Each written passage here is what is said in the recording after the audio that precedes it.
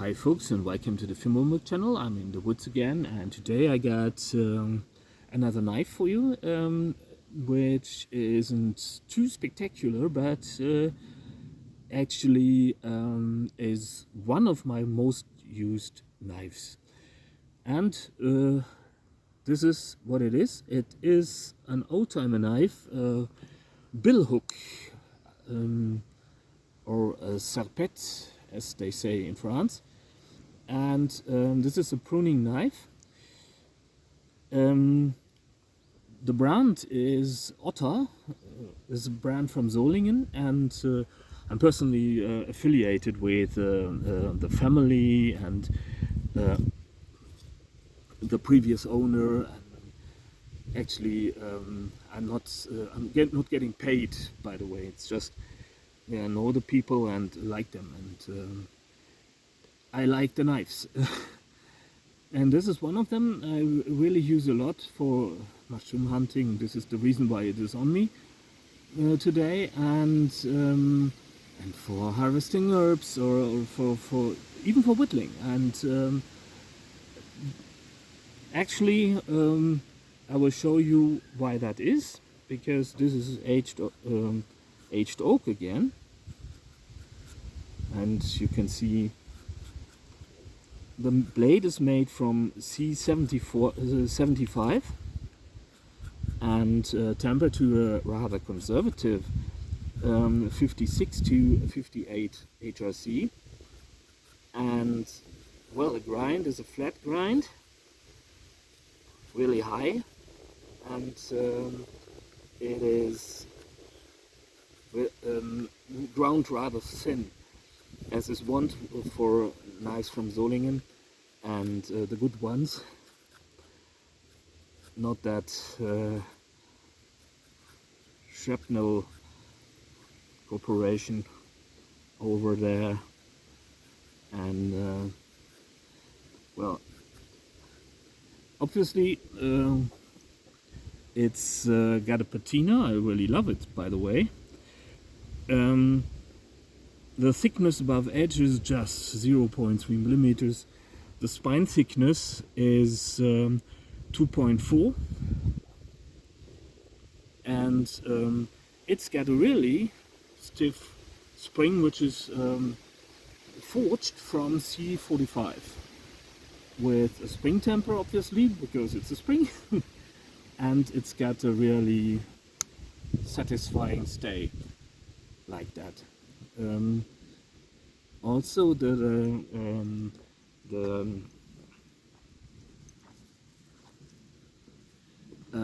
billock shape of the blade makes for really great resilience, because there's little that can go wrong with it.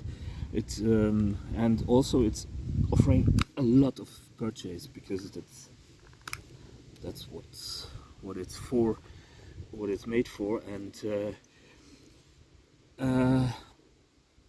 it's one of my favorite for whittling gypsy clams. And because of the tip, you can just carve out the clamp really really great with this, because it's lending itself to the technique. And also, as you can see, I'm fellow sticking bone dry oak, and I'm not using any effort at all. It just sails through the wood. And the thing is, it's not the hardest blade there is, but the thing is, if it is really sharp, the hardness is not actually, if it's 50 Rockwell, that's crap, obviously, and it won't keep an edge well if it's too soft. The fact is, it isn't. But if a knife is really sharp and thin, you don't need a lot of effort, and you don't apply a lot of force towards the edge. And so the force um, acting on the edge isn't as high as on a thicker blade. And so what edge retention is the edge stays straight. And on some it's longer, and some it's shorter the period of time. But if you apply a lot of force, that's a factor to dull your edge. And if you don't have to apply a lot of force, your edge can keep for a longer time. And this one factor is if you're carving a lot of hardwood, like I'm doing, with a lot of force, the edge will get dull faster. If you're carving softwood, the edge keeps longer. So if the blade isn't too hard, there's another factor is if the blade isn't too hard. I'm taking out another knife. I didn't check for it, by the way. If you can move it over the some steel or something, and you can see the edge following the contours. This is pretty great. This isn't the case because this is actually not one of the old ones. It isn't as thin as it could be, and no harm done. It actually it sees a lot of hard work. So thing is, it's not just used for gardening, and but you should be able to, on the best ones, you can see like on a straight razor, you can see the edge following the contour of the steel or the ring. And what this does is the edges are not really that hard, but it's also elastic. Meaning maybe the burr will bend over, but you can strop it back all right. If you have got a metal strop, or these are also great to stop with a steel, because secondary bevel and everything. And so the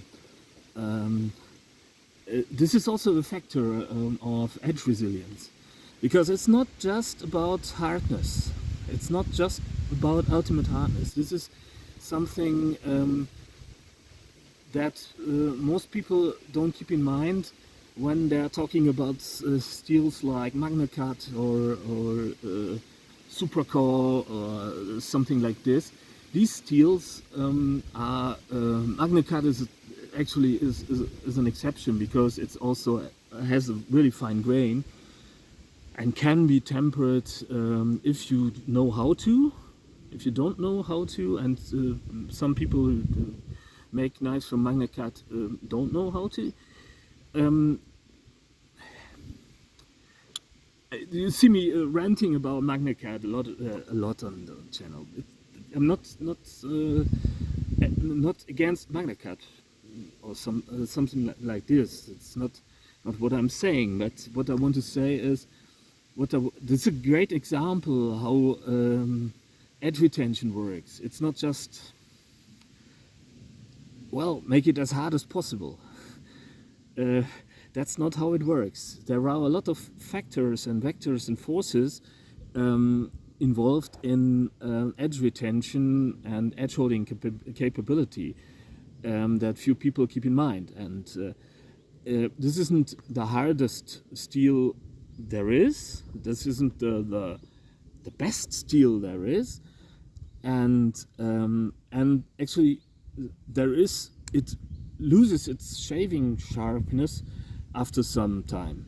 And thing is, you just need two strokes on the steel, and it is back in the game. And this is due to the elasticity in the steel and the fine grain. And with a highly alloyed steel, this is a different matter. And if you get alloys, the edge retention, on the other hand, is working in a completely different way. Because if you get an alloyed steel like a even ATC RV2 is a difference to this plain C75, which has 0.75% carbon in it and iron, and that's about it. And so this is working really differently to steel with, say, chromium carbides in it. If your steel is alloyed with chromium, the chromium binds to the ferrum molecule, atoms, and this is a larger entity, a larger molecule that comes to be. And this larger molecule doesn't get as sharp on a microscopic level, but it acts more like a saw, and on a microscopic level. It's not that if you get a 14C28 blade or even MagnaCut or whatever, that doesn't mean that this is blunt and works like some tomato cutter from the grocery store. That's not, no. It will be shaving sharp too. It will be able to split a hair if it's done right. But this it's got a finer grain, and therefore can be ground sharper and has more elasticity in it, and it works the way that it doesn't need a lot of force. And if you get an alloyed steel, this will keep the edge far longer, as in it will stay razor sharp far longer than this one. But if it loses its shaving sharpness, you need to grind it back. So because you get tear-outs of the carbides, and these are pretty large on a microscopic level, and so actually it's impossible to decide what's better. A lot of people, including myself, swear by carbon steels, and this is due to me working with wood most of the time. For that you need a really fine edge and a really shaving sharp knife that can be serviced with little effort, because you're constantly stopping anyway. And if I were to have a MagnaCut carving knife, well, maybe you are working an entire day, or but you need a really fine edge, and this needs to be really thin, and with MagnaCut actually lends itself to a really fine edge, but not as fine as necessarily so as a plain carbon steel like C75 or C100 or ATC RV2. ATC RV2 actually is a little bit coarser than a C75 on the but not as much that you would notice. So this is something, well, back to the knife. The knife's got some beautiful Kokobolu scales and a brass bolster with this beautiful fuller in it. Actually, a little bit could do with some polishing, and which is it's all in all, it's a package that's really really cool, really great. Feels really solid in the hand. It's a joy to use, and Otto doesn't produce it anymore. And I would really like it if they made it again. And so, Rommel family, are you listening? This is actually, for me, it's a really great companion in the woods. It's not the companion in the woods because it is really specialized, but on the other hand, this is far more versatile than most people think a bilhook would be. You can do a lot of things with this, alright, and including splitting wood, because this is actually what it is meant for. Like so.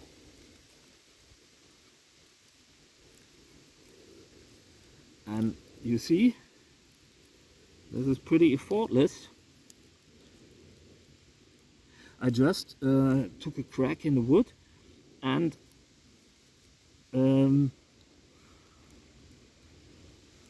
opened it by twisting the blade a little bit. And keep in mind, this is aged oak, and like that. And you get a little fire starter or gypsy flower or what have you. Actually, this is a little bit, maybe I can find some something that's better suited for, yeah. You will get something like this, and it's hazel. Hazel is the billhook wood, and you work it into the grain and twist. And actually, well, this isn't a diameter for that you would call battening or something. That's not what I want to say. But you can see.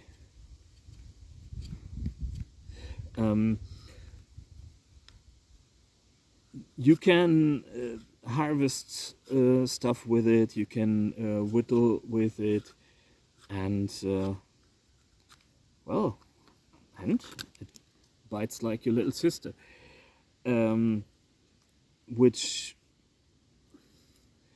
is all you could ask for in a cool backwoods knife, or well, it's not a backwoods knife. It's a pocket knife. It's an old-timer knife. It's like the knife that old conqueror had in his pocket, and used it to whittle everything with it. And so, personally, I really love it, and it's also not too offensive, and well, it's really a nice tool to have, and to craft something with it. And well, that's all there is to say about that. It's not the knife, but pretty much stay. No play, and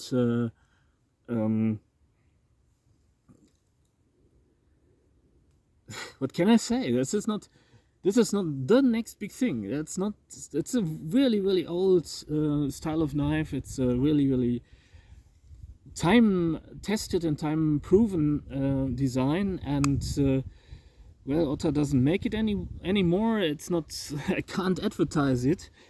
I would if I could. Actually, I'm a huge advocate of this knife, and I would love a version with maybe green mica scales in a lanyard hole. Don't know. It would lend itself for something like this. And well, what can I say? As I said, it's not the next big survival knife or something. It's a knife that your Grams had in his pocket for 60 years and did a lot of stuff with it, and so that's maybe this is something that always keeps annoying me a little bit, because on the internet you always hear about the ultimate knife, and well, that I'm not saying that these knives aren't cool, and I own some of them, and that's not what I'm saying. It's just to make a lot of ruckus about and fuss about the knives, and we think that our technique and our skills are altogether dependent on the steel we have. That's not the case. It's just you can actually. I recently heard one guy I really admire, the Maker Experience. It's something someone I follow, and I really love the videos, and I've learned a lot of from him, and carving little projects like little dude or bird, or go over and rate his channel. It's really great. The Maker Experience here on YouTube.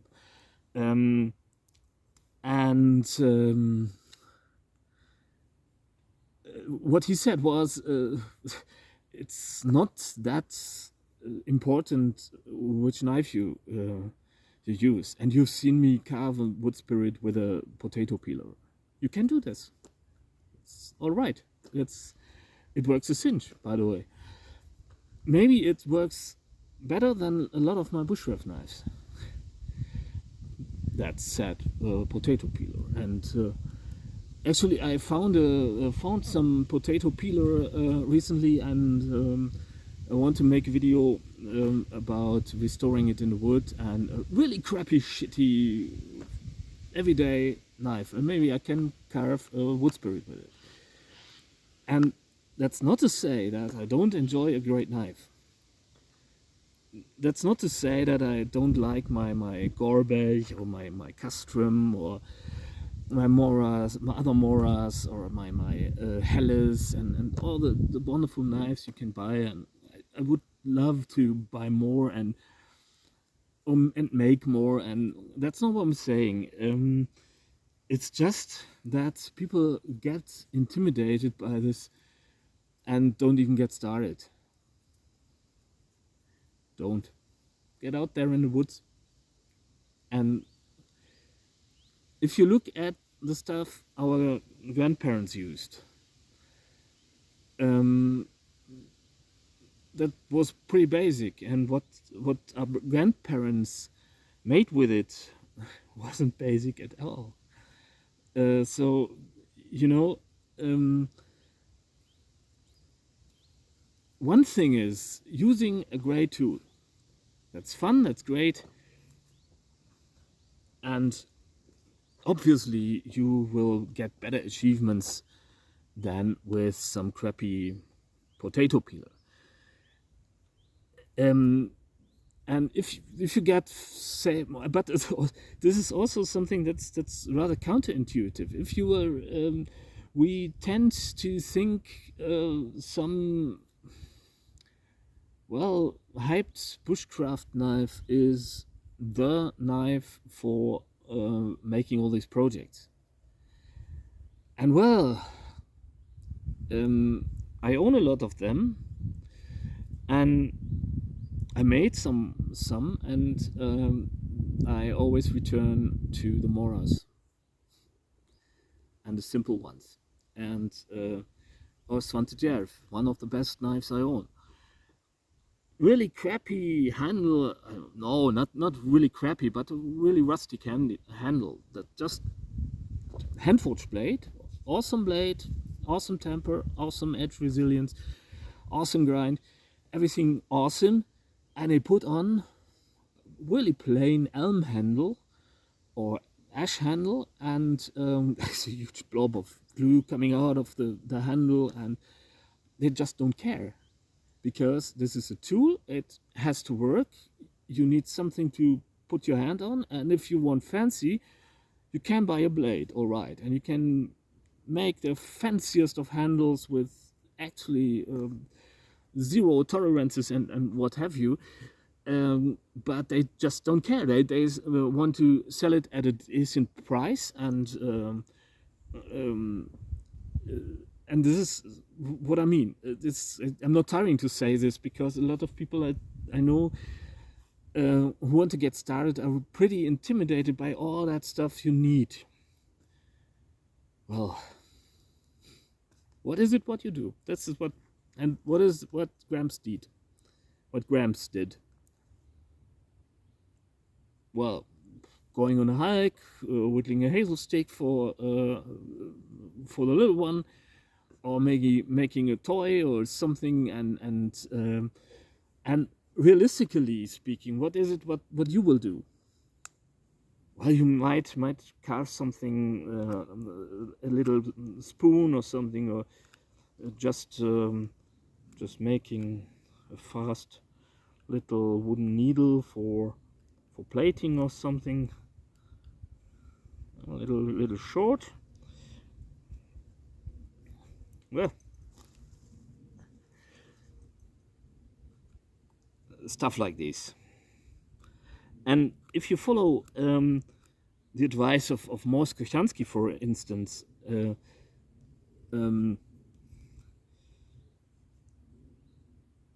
what to do with what a survival knife needs to be able to do, and well, this is amongst them the things a survival knife needs to do, and you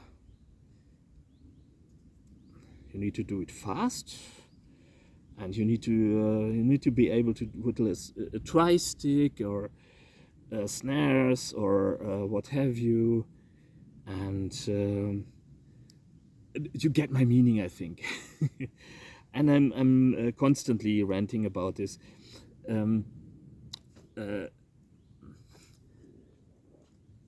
This was half a minute, and I'm not bashing survival knives. I'm just saying that this is what they used back in the day, and maybe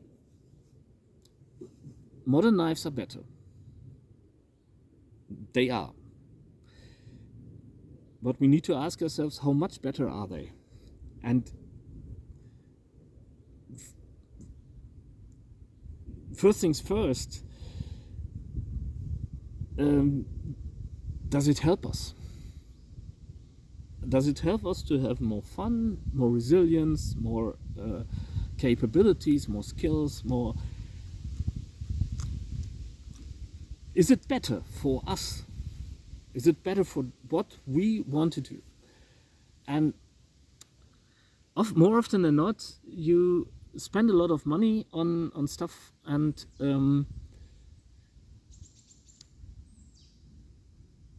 you need to ask yourself, is it worth it?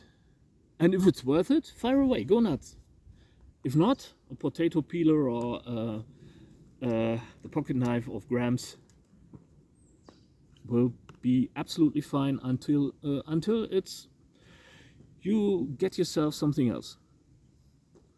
But you can get started with your kitchen knife. It's just nothing. There's no harm in it, and it's not nothing that's it's not in the knife. It's in the skills and in the joy and in the pleasure, because it's not. What we are doing isn't survival. It's just, well, tooling around. And that said, I hope that was halfway helpful. And I want to emphasize again that I'm not intending to bash anything or spoil it for everyone or something. And if you're a knife nut, maybe I am myself. But I would just want, for beginners, I want to want them not to be too intimidated by all the stuff going on the webs. It's just, it's great to have, but it's nice to have. It's not that you won't be able to go out there in the woods without it. You don't need 40 kilogram of equipment in order to enjoy the woods. It's just, that's not just how it is. You can just go out. And my first overnighter I did with my grandma, and it was winter and minus 15 degrees Celsius, and well, she had 2 woolen blankets, her potato peeler, and an anorak, and her apron. It was, yeah. She was a little bit mad, I think, and well, we huddled under some spruce tree, and which with leaves, with its branches reaching down to the ground. She made a fire, and we spent the night there. And she told me a lot of fairy tales, and eventually I slept, and I really slept. I was a toddler. I think it was 3, 4, or something. She had to carry me most of the time. And well, and we went to this spruce tree, and she wanted me to experience this, and to I think she did it because she wanted to give me resilience.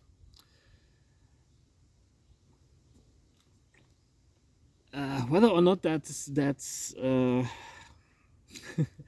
advisable, I'd rather not say that, but maybe it did harm me a little bit and made me a little bit addled in the brain. Not just that, but the other weird shit that was going on too. I can laugh nowadays about that, but actually there was some really daft shit happening in my childhood, and not that I had a bad childhood. I had a great childhood, but there was some really weird shit happening, and well, maybe on another occasion you will learn more about this. Well, anyway. I just wanted to end the video and just get into campfire mode again. So apologies if that was annoying. As I said, thanks for bearing with me, and thanks for being here. Thanks for watching. Get out there, enjoy the forest, stay sane and healthy, especially in these mad times, and especially you guys over there over the pond. Don't stay safe. Enough said. And well, don't want to spoil your mood. It's not just take care is what I mean, and I mean it. I really mean it.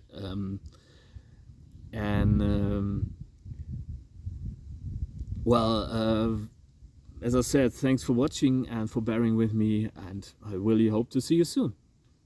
Bye.